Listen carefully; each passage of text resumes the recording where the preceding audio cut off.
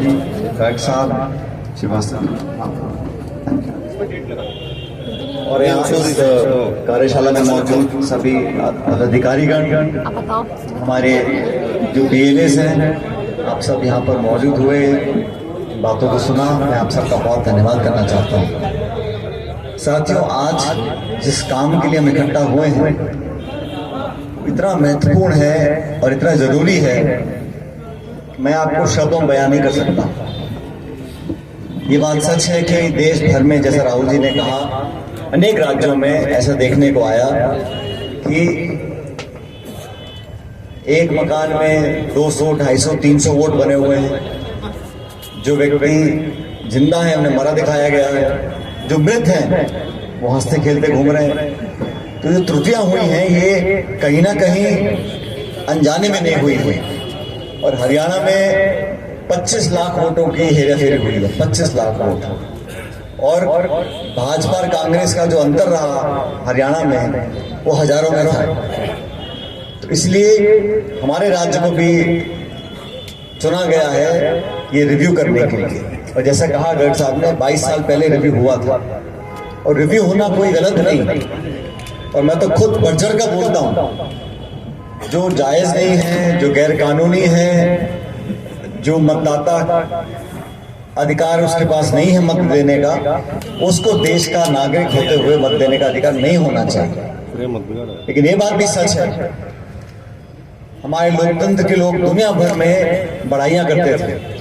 और आपने सुना होगा, देखा होगा, हम अखबारें पढ़ते हैं, निर्वाचन आयोग पहाड़ में, रेगिस्तान में, सरहद पर, जहां किसी गांव ढाणी में एक मकान है, 2 लोग रहते हैं, उन तक पहुंचने के लिए जानवरों पर मशीनें लादकर 2-2 दिन पैदल चलकर जाता था, ताकि झोपड़ी में रहने वाला हमारा पहाड़ में, हिमालय में, रेगिस्तान में भी हो तो उसका एक वोट वंचित ना रह जाए। उस भावना के साथ निर्वाचन आयोग काम करता था, क्योंकि लोकतंत्र तब मजबूत है जब हमारी व्यवस्थाएं मजबूत है। और व्यवस्था को अब सेंध मारने का जो कार्यक्रम केंद्र सरकार कर रही है वो हम सबके सामने है। लेकिन अभी 2 दिन पहले जयपुर में इसी विषय को लेकर कार्यक्रम हुआ था। अध्यक्ष जी वहां मौजूद थे।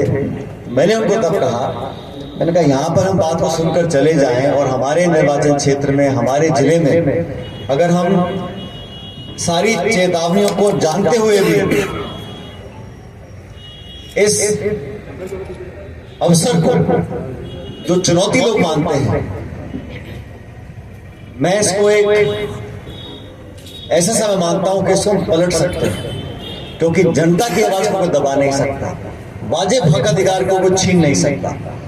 और मैं तो गर्ग साहब का देखा था प्रेजेंटेशन, आप में से बहुत से लोग पहली बार सुन रहे होंगे, तो देखने सुनने में लगता बहुत मुश्किल है, बहुत जटिल है। छोटी बात बताता हूं मैं जो आपके गले उतर जाए। सीधी सी बात यह है, ये फार्म घर पे आएगा सबके, और जो अपना BLO है उसको 3 बार जाके दस्तक देनी है। आप घर में काम कर रहे हो, मजदूरी कर रहे हो, खेती कर नहीं हो, तो 3 बार आएगा वो ये फॉर्म। और ये फॉर्म व्यक्ति विशेष का है, ये एक बोरी बंद करके छोड़ जाए गांव में ढाणी में ले भाई बात, ऐसा नहीं है। हर व्यक्ति का फॉर्म है, ये फॉर्म आपके पास आएगा। और जिन्होंने 2002 में उनका नाम था, सिर्फ अपना नाम भर के डालना है, कोई लंबा चौड़ा काम नहीं है। मसला तब है जब आपका नाम 2002 की लिस्ट में नहीं था, उसके लिए आपको फॉर्म भरना पड़ेगा। और जो प्रमाण 2, 4, 5, 6 क्राइटेरिया मिल जाएंगे, बहुत मुश्किल नहीं है उसमें। मैं इतना बताना चाहता हूं, जो फॉर्म 6 है, जो नया मतदाता है, जो 4 दिसंबर तक अपना नाम नहीं जुड़वा पाएगा, उसको फिर एक नए मतदाता के रूप में अपना नाम जुड़वाना पड़ेगा। वो फॉर्म 6 ही है। और हर BLA सिर्फ 50 फॉर्म जमा करा सकता है प्रतिदिन, और हर बूथ पे 1200-1300 वोट होती, से ज्यादा वोट होती नहीं है। तो 50 से ज्यादा एक BLA एक दिन में फॉर्म नहीं दे सकता जुड़वाने के लिए। लेकिन मैं ऐसा मानता हूं कि हमें वहां तक जाना ही नहीं है। हमें तो पहले चरण में 4 दिसंबर को अपना डालना है। अगर अब प्रमाण पूरे नहीं है, ID नहीं है, किसी के पास एपिक नंबर गलत है, मोबाइल गलत है, एक बार फॉर्म चढ़ जाए, जो बोलता है प्रोविजनल रोल, जो ड्राफ्ट रोल बनेगा उसमें नाम चढ़ जाएगा, उसके बाद आपको बहुत मौके मिलेंगे। और बात नोटिस तो बड़ा गलत शब्द है, आप नोटिस इस बात का है, वो तो आपसे आवेदन कर रहे हैं कि भाई हमें कुछ प्रमाण दे दो, अपना आधार कार्ड दे दो या कोई ड्राइवर लाइसेंस दे दो, जो भी दे दो। तो नोटिस वोटिस कोई खरीदने वाली बात नहीं है, वो तो प्रमाण मांगेंगे आपसे, लेकिन ये काम आप सब लोगों का है। और देखो ये इतना महत्वपूर्ण है, मुझे ऐसा लगता है कि कहीं ना कहीं कोशिश की जाएगी जहां पर किसी दल का बहुत सालों से एक तरफा वोट पड़ रहा हो, कोशिश करेंगे भाई यहाँ ज्यादा मेहनत ना करी जाए, प्रशासन के अधिकारी है कि भाई यहाँ कम जाया जाए या खाना पूर्ति करी जाए, वहां सचेत रहना है। बीएलए का जो अधिकार है वो बहुत महत्वपूर्ण है, और जो बीएलओ है वो किसी पार्टी का कर्मचारी नहीं है, वो सरकारी मुलाजिमन के काम नहीं कर रहा है, वो निर्वाचन आयोग के तहत काम कर रहा है, निष्पक्ष पारदर्शिता। उस पर जितना अधिकार कांग्रेस के बीएलए का है, उतना बीजेपी के बीएलए का है, उतना जनता दल के बीएलए का, उतना बसपा के बीएलए का है। बीएलए अगर रजिस्टर्ड है, जैसे आप लोग रजिस्टर्ड है एक पॉलिटिकल पार्टी के, तो आप बीएलओ से कह के करवा सकते हैं, और वो ना करे ऐसा संभव नहीं। वो सरकारी कर्मचारी है और वो सत्ताधारी दल का साथ देगा, ये धारणा गलत। बल्कि आप लोग चाहेंगे तो एक और प्रशिक्षण जो प्रशासन करना चाहेगा, जो निर्वाचन आयोग करवाता है, वो बीएलए से हम करवा सकते हैं। लेकिन ये बहुत जरूरी है राजनीतिक तौर पर समझना कि हम लोगों को कैसे कार्रवाई करनी है। सबसे पहले इस फॉर्म को भरना है, और 4 दिसंबर से पहले आज 17 तारीख है, टोटल मेरे ख्याल 2 हफ्ते बचे, बीच में इतवार शनिवार भी आएगा। इन 2 हफ्तों में हमें हर गांव, गली, मोहल्ले, ढाणी में पहुंच के ये फॉर्म लोगों को पहुंचाए कि नहीं पहुंचा देखना है, और अगर बीएलओ नहीं पहुंचा रहा है तो उसकी आप कंप्लेन कर सकते हैं, पहुंचाना पड़ेगा। ये उसकी जिम्मेदारी है, उसका फर्ज है, उसकी ड्यूटी है। इस फॉर्म को भरने में आप लोगों की मदद कर सकते हैं, और जैसा श्रीवास्तव जी ने बताया नंबर दे रखा है, एक ये नंबर है, एक और नंबर आपको दे दे, चाहे किसी को भी आपको दिक्कत आए उस काम को करें, ताकि आपके जो प्रमाण हमको दिखाने हैं। देखो जो व्यक्ति दिहाड़ी कर रहा है या जो मजदूरी कर रहा है, वो शायद इतनी रुचि नहीं लेगा, उसको तो वोट उसका होगा जाके डालाएगा, नहीं होगा तो जाके सो जाएगा। लेकिन उनको जागरूक करना और ये समझना कि हम कितनी मेहनत करते हैं, राजनीतिक कार्यकर्ता विकास भी कराएंगे, लोगों की मांग पूरी करेंगे, संसाधन भी लगाएंगे, खून पसीना बहाएंगे, फसल हो, लेकिन अगर उनकी वोटर लिस्ट में नाम ही नहीं है तो सारी मेहनत खराब है। और लोकतंत्र में आंकड़ों का खेल है और बहुमत का राज है। अगर हम सोचें कि हम तो बहुत अच्छा वोट यहाँ पर है, यहाँ 100-200 वोट कम जुड़ेंगे, अगर लापरवाही से रह गए तो फर्क नहीं पड़ता। एक वोट की कीमत है, और ये मौका है इस देश में जो माहौल आज बना हुआ है, जो जैसा मैं कई बार पहले समझा चुका हूं आपको, निर्वाचन आयोग की जो नियुक्ति होती थी, जो मुख्य निर्वाचन आयोग का जो कमिश्नर हेड है, उसकी नियुक्ति होती थी 3 लोग करते थे, प्रधानमंत्री, नेता प्रतिपक्ष और चीफ जस्टिस ऑफ इंडिया। जो सर्वोच्च न्यायालय के मुख्याधीश हैं, वो 3 लोग मिलकर करते थे। अब हाल ही में उनकी जो चुनाव प्रक्रिया है, चीफ इलेक्शन कमिश्नर उसको बदल दिया, उसमें प्रधानमंत्री, गृह मंत्री और नेता प्रतिपक्ष 3 लोग हैं, 2-1 का बहुमत हमेशा सरकार के पास रहेगा। तो जिसको मर्जी चाहे वो बना सकते हैं निर्वाचन आयोग का मुखिया। ये क्यों किया गया? किसने डिमांड रखी थी? जब 70 साल से चीफ जस्टिस एक पार्ट होता है, चीफ जस्टिस न्यूट्रल पार्टी है, एक प्रधानमंत्री, नेता प्रतिपक्ष, तो ये प्रक्रिया को क्यों बदला गया? कोई सवाल पूछने को तैयार नहीं है। निर्वाचन आयोग ने बिहार के अंदर प्रति व्यक्ति पहली किस्त के नाम पे दिए बिहार के अंदर, और कहा कि हम जीत के आएंगे तो और किस्त देंगे आपको। तो 14,000 करोड़ रुपए एक झटके में लोगों को बांट दिए चुनाव के बीच। ये कहां की नैतिकता है? यही चुनाव आयोग, अभी चुनाव आएंगे तमिलनाडु के अंदर, वहां करने देगा इस काम को? वहां आचार संहिता बोल देंगे। तो जो निष्पक्षता है वो धीरे धीरे खत्म होती जा रही है, और हम लोगों को अपने अधिकारों के लड़ना पड़ेगा। घर बैठे सोचेंगे सब काम अपने आप चलता है, ऐसा होने वाला नहीं। समय को बदलने के लिए हमें पहले अपने आप को बदलना पड़ेगा। जब तक हम जाकर अपना संख्या बल, अपनी ताकत, अपनी सक्रियता अपने गांव, नानी, शहर, कस्बे में जाके अपने आप को खड़ा नहीं कर पाएंगे, हम कितना ढोल नगाड़े बजा लें, खूब पदयात्रा निकाल लें, खूब भाषण दे लें, गांव में कहते हैं वहां 100-200 वोट कम निकलेंगे, अगर जो परंपरागत हमारे समर्थक रहे हैं, तो फिर वो कहेंगे भाई बहुमत भी आपके पास नहीं है और हम मन मर्जी करते रहेंगे। तो सरकार को भी आईना दिखाने के लिए मौका मिला है। 4 दिसंबर से पहले और देखिए, आप सब जो काम कर रहे हैं ये राजनीतिक काम है और हम एक पॉलिटिकल पार्टी, और मुझे यहाँ पे अध्यक्ष जी, मैं आपके सामने कह रहा हूँ, मुझे कहने में कोई संकोच नहीं है।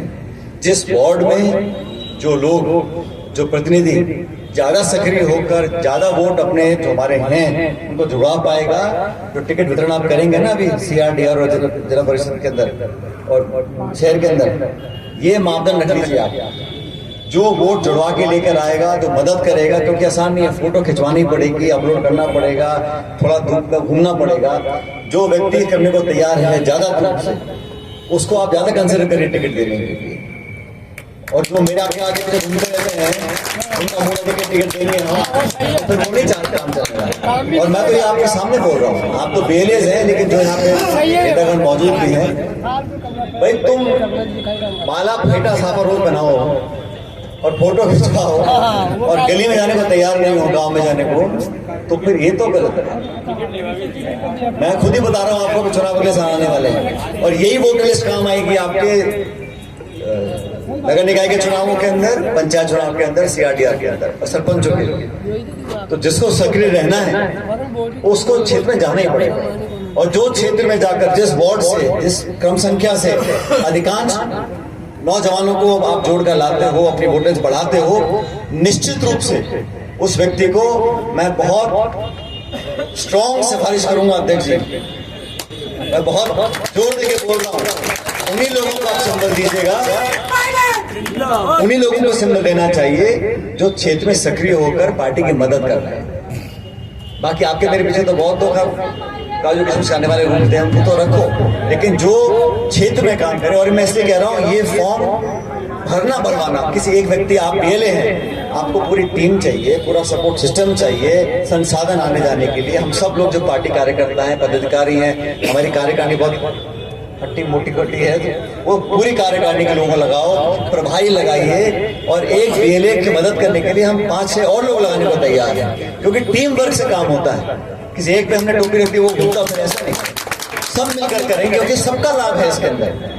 जो चुनाव लड़ेगा पार्षद का, जो चुनाव लड़ेगा CRDR का, जो चुनाव लड़ेगा सरपंच का, जो चुनाव लड़ेगा विधायक साहब, हम सबको मिलकर करना है। लेकिन प्रक्रिया को समझना बहुत जरूरी है, और इसको धरातल पर अंजाम देने के लिए हमें कष्ट लेना पड़ेगा।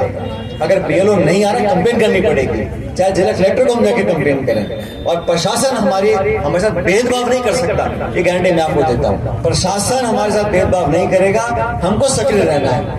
हमारे मतदाता अगर हैं और कोई उनका जानबूझ के नाम काटना चाहता है, तो मैं बैठा हूं, ऐसा कभी होने नहीं दूंगा। लेकिन हमको भी वहां पे प्रमाण के साथ जाना पड़ेगा।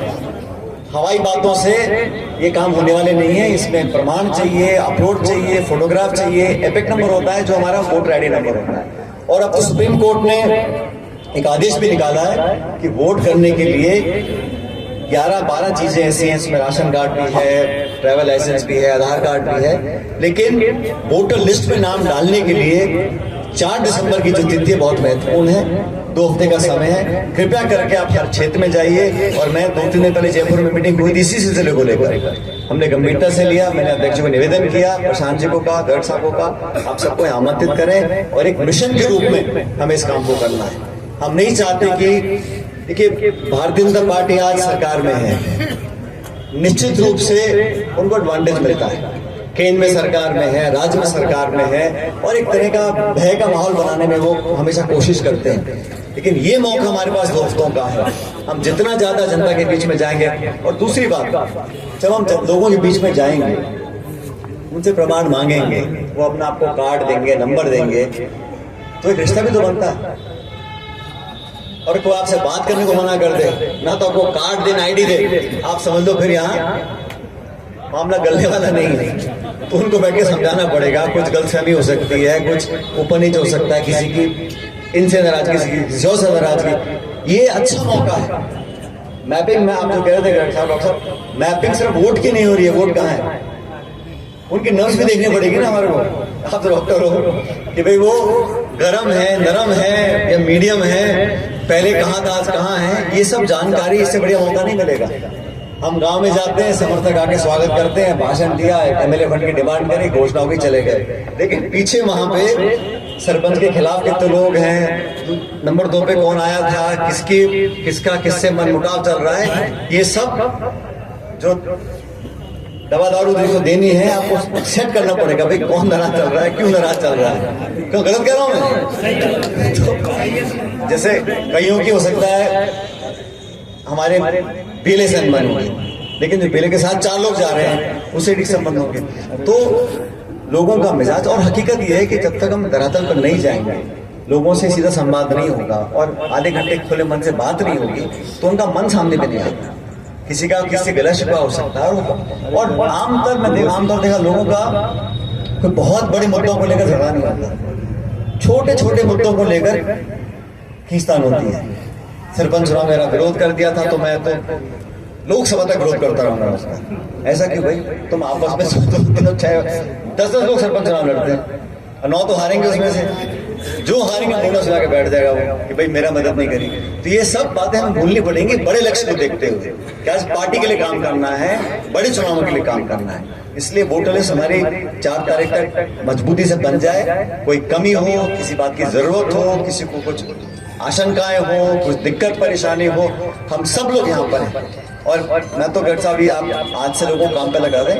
एक हफ्ते पर दोबारा हमारे जो 11 मंडल हैं, मैं खुद सभी मंडलों में जाऊंगा, आप लोगों से बात करूंगा, और जो आपका फीडबैक आया है वो मेरे तक पहुंचना भी चाहिए। तो आपके माध्यम से मुझे फीडबैक भी मिलेगा, लेकिन ये काम पूरी मुस्तैदी से करना है।